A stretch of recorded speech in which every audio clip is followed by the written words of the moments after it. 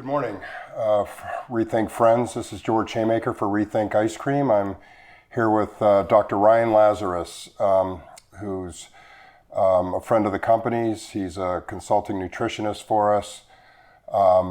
He's a board-certified nutritionist and has quite an interesting story that I'd like to share with you today. And also, we're going to get him to share some of his views on nutrition and what we can all do to lead healthier lives. So Dr. Lazarus, by way of an introduction, maybe just give the audience a little bit of your background educationally. I want to dig deeper into your story in a minute, but just, your accreditations as far as nutrition and so on. Sure. I have a deep passion for nutrition. I always want to learn, and I'm continuing to learn, and I will always continue to learn because it is an emerging field, and it's not a perfect science, and there's a lot of confusion with nutrition, as we all know. From a background, I wanted to become certified and get a degree in it, and so I have a master's degree in human nutrition, and then I took that to another level and got board certified nutrition specialist, and then ended up teaching a couple courses. And then went through the Institute for Functional Medicine, which is a board certification, and then got a master's in functional medicine as well. So kind of have the operating system to help patients and friends, and I use nutrition as my primary tool. Okay, great. And as far as your profession, you do a number of different things. You meet with clients on nutrition, and what other types of things do you do? My undergrad was exercise physiology and kinesiology, and then I became a doctor of chiropractic, and I have a chiropractic clinic in Napa and Danville. And then I implement functional medicine strategies with clinical nutrition with a whole host of people that are sick and ill, and people that also are well and want to get better. And so I deal with the whole spectrum of patients, from musculoskeletal all the way to professional athletes that want to excel at their sport. Great. And I know you also do a lot of traveling and speaking on the subjects and so on. Yes, very active. I speak to other doctors. I promote protocols all across the nation for different companies. Very excited about a trip next month in Dubai where I'll work with people internationally and give them the knowledge that we have over here and how they can implement it. So very honored to share my knowledge with many different people, patients and practitioners. But at the same time, I'm continually humbled that the more I learn, the less I understand about nutrition. So I know a lot, but I'm also continuing to learn. Yeah, great. So I know you personally have an interesting story as to how and why you got into nutrition, and you also have a medical condition that I'd like you to share with the audience. Yeah, well, the medical condition, like you alluded to, is basically what prompted all of my interest and really my deep passion about learning about how the body works and how nutrition improves health. When I was 18, I crushed my organs in a sports accident, and they saved my life by removing my pancreas and my spleen. And as a result, I'm a type 1 diabetic and have dealt with many challenges of type 1 diabetes and requiring insulin, as well as digestive problems as well. So the last 20 years of my life has been trying to figure out how I can improve my health, because the body doesn't work well when it's lacking organs. And so that's kind of my personal journey that I now use in a professional manner as well. Yeah. Right. So obviously you have to be really careful yourself with how you eat, and I know you're on a pretty strict regimen. Can you maybe describe for us what that looks like, not only in terms of the treatments you have to take for diabetes, but also just how you choose to eat and the importance of your diet in maintaining your overall healthy condition? Diet is the number one tool that I have to be able to properly manage my diabetes. I'm insulin dependent. I require insulin, and I always will. unless there's some technology out there that comes soon, I hope. And so there's many factors that go into managing blood sugar from a type 1 perspective, which is different than type 2. It's a completely different disease. So maybe I can clarify that too. Yeah, Type 2 diabetes is really a syndrome, what's called metabolic syndrome, where the body becomes resistant to their own insulin. And it's through being sedentary and eating the wrong foods, as well as, bad sleep habits and stress, and there's other lifestyle factors, but the body can't utilize its own insulin. And so their condition's a little different, whereas a type 1, we don't have insulin. And so we need to give ourselves insulin, be it a pump or an injecting or a pen. And so the biggest tool that we have is that we can control our blood sugar through what we eat. And it can be challenging, but after you learn how your body is unique and how your metabolism is unique and how your sleep and your stress habits and your activity levels and your types of exercise all work, the biggest tool that we have is eating the correct foods to avoid these what we call high glycemic spikes, which require a lot of insulin. So, my ultimate goal is to kind of maintain a nice level glucose throughout the day. And I actually have a CGM. A CGM is a continuous glucose monitor. It's embedded into my abdomen, and it gives my iPhone a reading of my blood sugar every couple minutes. And so I can literally see what I'm doing every minute of the day. And my goal is to avoid the roller coaster. And the roller coaster is high glycemic response requiring a lot of insulin, and then having too low of an insulin. It's what we call hyperglycemia and hypoglycemia. And that just makes living very, very difficult. So the ultimate goal, to answer your question, is having a proper food plan that can keep me at a steady level. And that's really focusing on quality vegetables, the rainbow of vegetables, low glycemic fruits, quality fats, and the right types of carbohydrates at the right time. So when a person has these fluctuations in glucose, what are the symptoms? Like, what would they feel with these, spikes and troughs of glucose? It's a little different with an average person that's not a diabetic. Ours is very extreme, obviously. But for the average person that might deal with what you're calling, the high glycemic spikes, anytime you put in a high glycemic food, that's going to require your body to produce insulin, because that's what insulin does. It takes the sugar and it packages it to be used either right away or eventually stored in your liver and in your muscles. Right. So it's really the insulin load. It's the effects of the insulin where people feel fatigue. Usually you'll have a high spike and the insulin will go high, and then that insulin will shoot down, and it's that hypoglycemic effect for individuals that aren't diabetics where it's the food coma, they feel tired. Sometimes they're hungry right after eating. This is the roller coaster that many people have. It can affect cognitive ability. It suppresses your immune system. I mean, we know from a clinical imbalances perspective that this roller coaster of insulin affects every system in the body. So really the main ones are your appetite is usually off. It can affect other hormones. Insulin is a hormone, and it affects other hormones. And these are hormones that are stored in your body tissue. There's leptin, which is stored in your fat, and ghrelin, which is another hormone that's in your stomach. And so it really can change the whole feedback loop of, am I hungry or am I satiated? And so, having high glycemic foods over and over, causing that insulin change affects other hormones that then affects your brain and your immune system and a whole host of other problems. Right, just takes you out of equilibrium and it plays tricks on you. So high-level nutrition, I know that maybe 10, 15 years ago it was all about calorie intake, the amount of calories, counting calories. And my understanding from a layman's perspective is that, today the focus is more on sugar. Can you just kind of, for the audience, explain high level, are calories more important to watch? Is sugar more important to watch? What are the negative effects of sugar? just so we can get a background on that. Sure. Again, there's a lot of confusion. It seems to be every 3 or 5 years there's a new trend.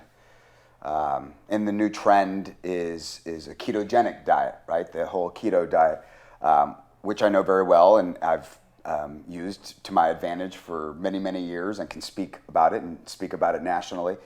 But to answer your question, calories versus sugar, it's not the calories, it's where the calories come from.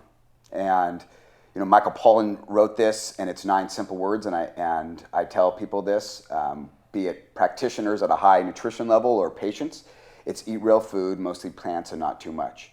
It's very, very simple. And so, trying to count calories is not a normal human activity. It's not normal human behavior with nutrition. It's what is in those calories. Are there ingredients in there that are foreign to the human body? Are they synthetic? Are they artificial? Are they processed?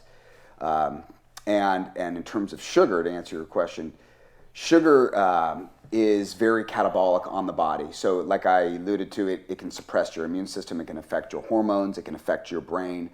It can affect your sleep. And so, all of the homeostasis that is required for your body to be balanced can be disrupted by having high levels of sugar frequently, over and over and over. If you're healthy and you're metabolically active and you're moving and you're exercising, one high glycemic food is going to be fine. Your body will store it to be used at another time in your muscles and your liver. But when you're relatively sedentary and you're having high glycemic foods over and over and over, that's when your liver will repackage it as triglycerides and start to store it and then affect your overall health and systemic health. Okay. I've also heard that sugar causes inflammation in the body, in the tissues, and it's being linked to forms of cancer and possibly dementia. What is your awareness around that? Yeah, we call it inflammaging. Inflammation basically causes accelerated aging, and that's aging in almost every cell. And so, like you described, neurodegenerative diseases, Parkinson's, dementia, Alzheimer's, those are all somewhat similar to what we call type 3 diabetes, which is an insulin problem in the brain. The brain was not designed to have high amounts of sugar over and over and over. In fact, it does very well utilizing low amounts of sugar and then ketone bodies as a fuel source. So when you're constantly putting sugar in, it affects the brain. And not to mention, we have a reptilian brain. Those sugars that we were designed to have from an evolutionary standpoint were seasonal and they were brief. And there is a reward part of the brain. And that's why sweetness for a lot of people tastes so good. It's rewarding us for, hey, this is a easy, fast way of getting calories into our body. Does it trigger the dopamines and all the neurotransmitters? Yeah, dopamine and acetylcholine and GABA and serotonin, and that can become addictive. And then we know there's a lot of food addictions right now, and sugar and foods that contain a lot of sugar or turn into sugar in the body can really accentuate that cognitive problem. Right. So, inflammation we know is either a perpetrator or a trigger for almost every condition and disease right now. Metabolic disease and cardiovascular disease and immune and autoimmune and cognitive like we described. And so, sugar in frequent amounts over and over and over, we know either perpetrates or triggers chronic disease. And then cancer is the big one. Cancer is cells growing at a rate that our body is not quite programming, and it's carcinogenesis. And we know that if high amounts of sugar is consumed, that facilitates the growth of cancer. So there's now a lot of cancer strategies that try to suppress that mechanism. Right. So sugar, we obviously understand that certain foods that contain sugar outright, like sodas and that type of thing. But there's also other types of foods that we may not realize that get turned into sugar. Correct. Can you talk about what some of those are? Of course. Yeah, it's not just sugar, like table sugar and sucrose. It's the food that eventually turns into sugar, and those are the high glycemic foods, right? So, your baked goods, your pastries, your white bread, basically anything with flour or processed that doesn't contain that fiber that just acts like, a quick candy to your bloodstream. Right. Those are the foods that, if eaten frequently, act just like having candy. Right. And so most people know this, right? Avoiding a lot of the processed, high refined grains and bread and cookies and things like that. Every once in a while is not going to be a problem, but over and over and over, it just acts as candy into your body, and then basically perpetrates all those mechanisms I just described. Right.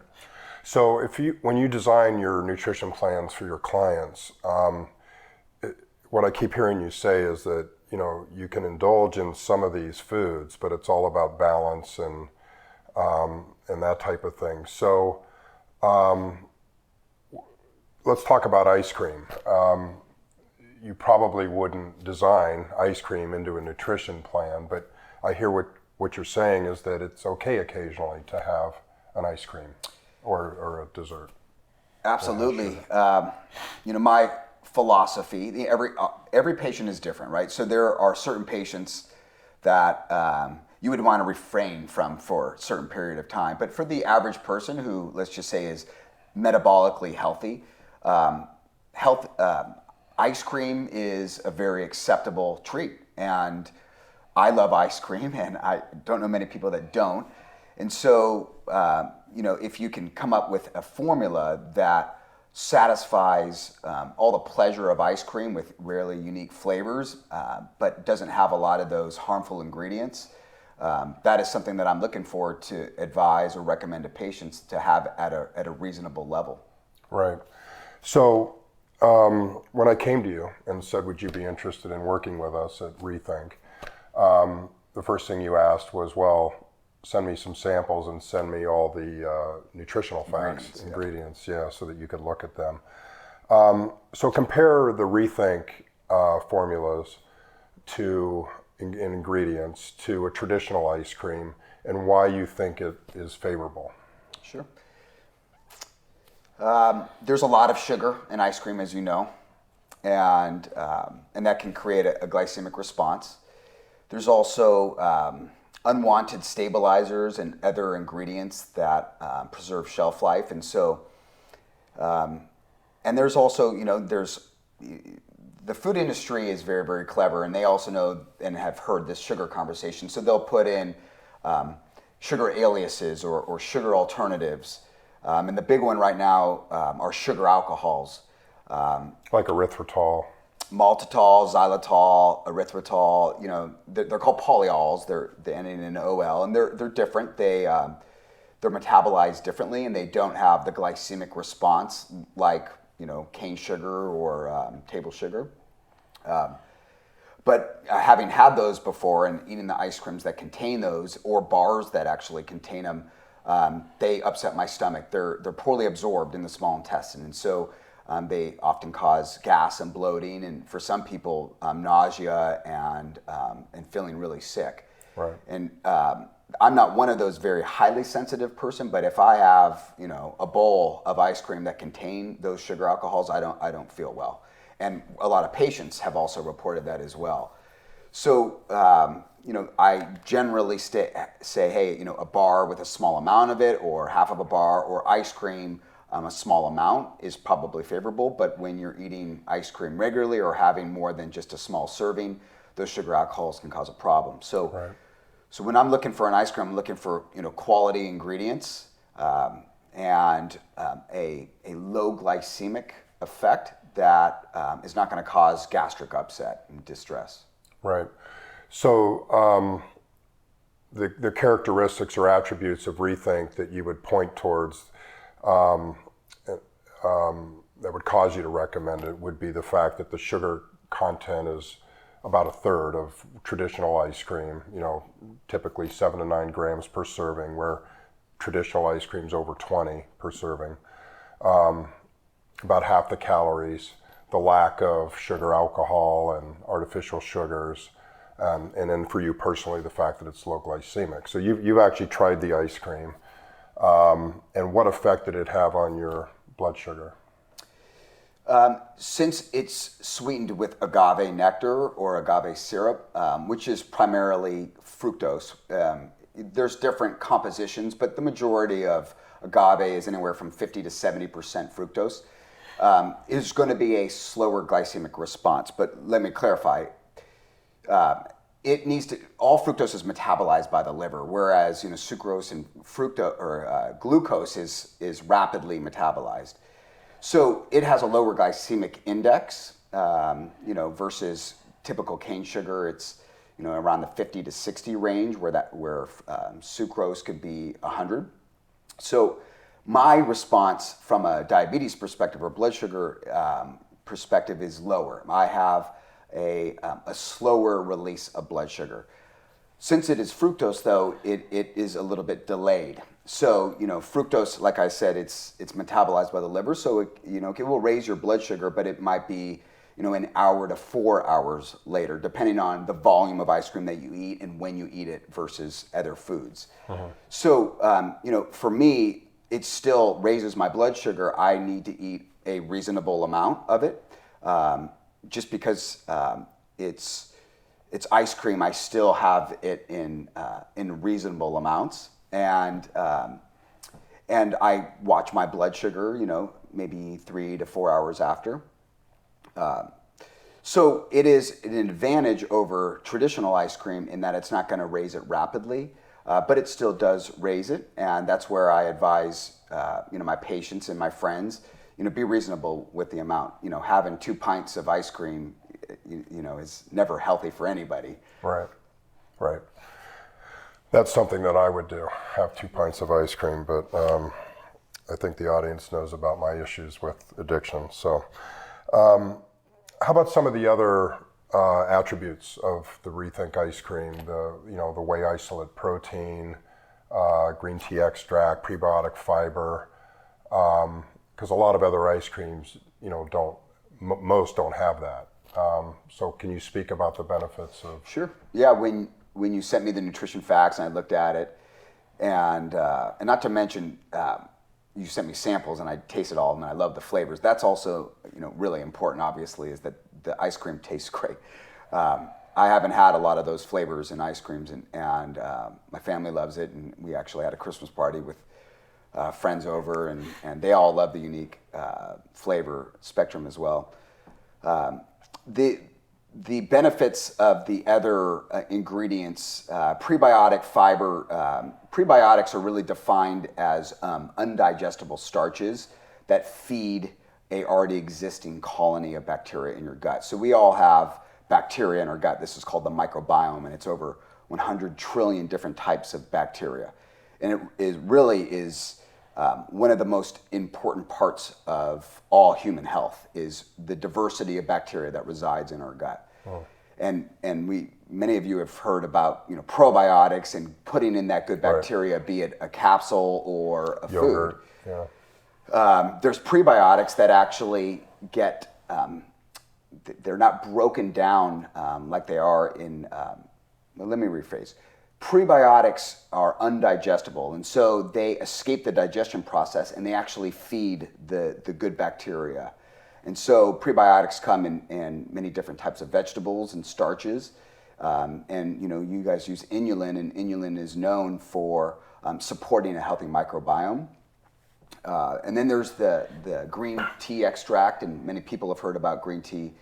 I use it therapeutically with many different patients. It's a phytonutrient or a phytochemical, and these are found in many different types of vegetables.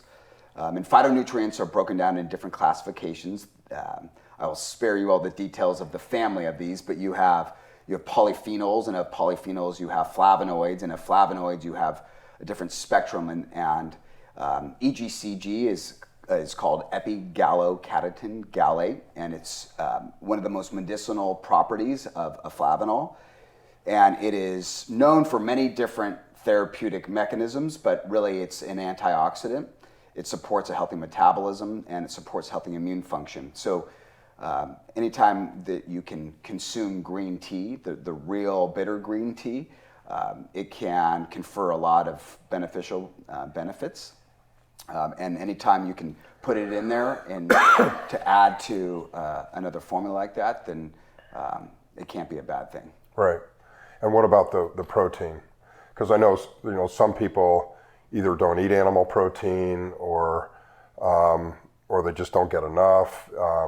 For example, you may have a hard time getting your children to eat, enough protein. Speak a little bit about the amount of whey protein that's in the Rethink ice cream and the fact that, what difference isolate makes. Yeah, so an isolate is essentially an isolated form of whey protein, which is a spectrum of different amino acids that are really the most complete for the human body. And so anytime you can replace sugar or calories with a quality protein, in this case whey as an isolate, you're getting quality amino acids into the body. So if you start looking at the formula in general, quality dairy coupled with a quality whey protein isolate and other ingredients that help support healthy metabolism, that taste great if eating it at a reasonable level. I'm confident in eating it myself and then recommending it to others. Yeah, you're going to be bad for business telling people that they should eat it in reasonable levels. I'm trying to sell ice cream here. Well, reasonable is a subjective thing. Yeah, reasonable for me is probably different than, I eat a pint a night and I'm actually losing weight. So whey protein versus soy protein, because I get a lot of questions about, the type of protein that we use. My understanding is that, whey protein is best absorbed by the body and processed by the body as compared to soy and pea protein and other types of protein. Could you expound upon that? Yeah. Proteins are basically broken into different peptides. These are just chains of amino acids, and then they're broken down to different amino acids. And we really rank protein based on what amino acids are essential. And so if you look at the spectrum of different proteins, whey tends to be the most complete. It has the most amino acids that the body needs for anabolic purposes. Okay. Is that why you find a lot of athletes prefer that, is because it's got the... Anabolic, yeah. It is great for repair and recovery. It's just important to find a quality whey that isn't processed. Right. And certain people are sensitive or allergic to whey or casein, but there's not many of them. It's different than a lactose intolerance. But a good quality whey isolate generally has the amino acids in the spectrum of aminos that help the body from an anabolic and repair mechanism. Soy is another fairly complete profile. I just prefer whey over soy because of most of the soy these days is processed and genetically modified, and so soy is not bad, but you want to be very, very specific with the types of soy that you get. Right. And there's many different other types of amino acids. There's a pea and a rice, which tends to be hypoallergenistic. So, anybody who has allergies, they would move towards a pea or a rice. Right. It's not as complete. And then you would generally add other amino acids like the branched chain amino acids to those to make them complete. But to answer your question, whey tends to be the most complete and is well tolerated and isolate as long as there's no whey or casein allergies. Right. So you have two young children, 9 and 7, I believe. And what is it like for you as a parent trying to get them to eat correctly and the right foods? Is it a challenge like that? It's a challenge for everybody. Okay. Yeah. Luckily, they didn't have a choice because they were born into our nutrition protocol. Right. I know your wife's very fit also and very nutrition conscious. Yes. And so they really don't know the difference. They've been fed, a variety of colorful vegetables for their whole life, and it's a staple of the way we eat. And we eat quality, clean protein, and we eat quality fats. And we stay away from, a lot of the processed, packaged foods that many kids eat. And it's really important to do that at an early age, so you don't light up their taste buds and set neurons. Right.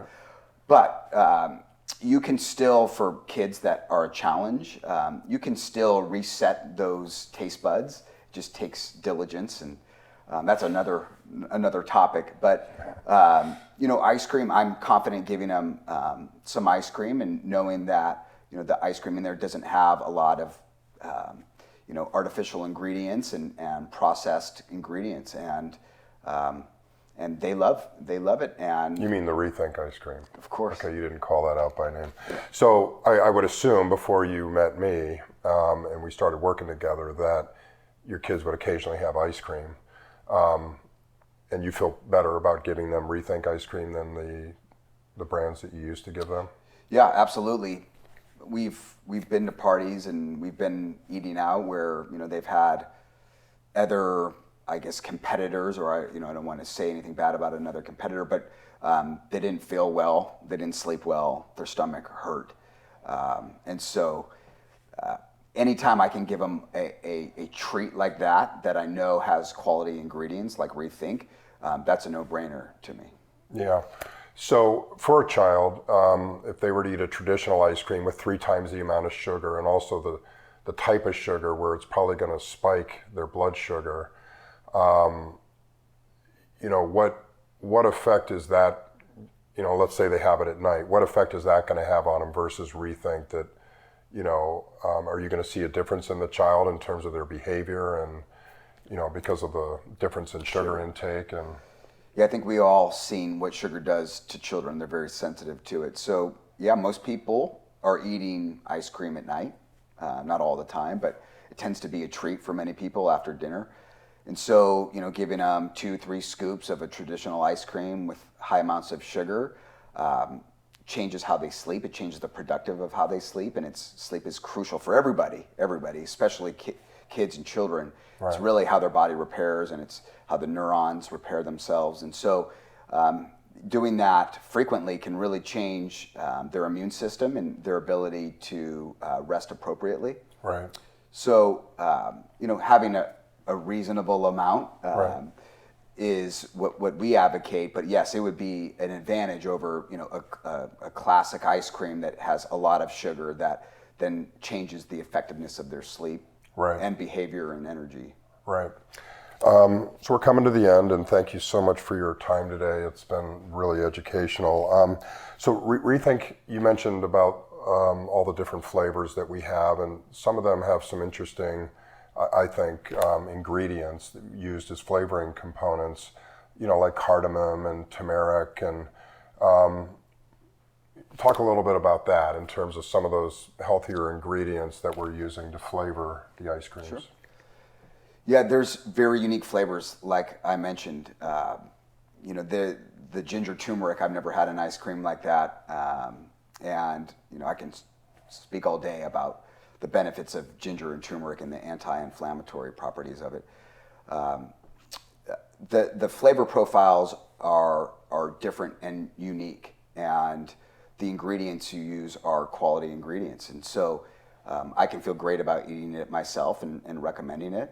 And every single patient or family member that I've recommended likes different types of flavors. Some of them like the coffee, some of them like the mint chip, a lot of the pistachio, and the ginger turmeric is one of my favorite. So anytime you can match quality ingredients to flavor it in a unique way without the use of other unwanted ingredients is definitely a benefit over the rest. Yeah, great. You'll be happy to know that we're coming out with some new flavors shortly. We've got strawberry with chia seed. We had to come out with the staple vanilla because people were clamoring for that. It's a classic, you gotta have that. Chocolate orange with almond butter, and some other really cool flavors. So tell your kids to stand by. Yeah, I will, and my patients, and looking forward to tasting those. Great. Hey, thanks so much for your time, Ryan. Yeah, really appreciate it. Appreciate it.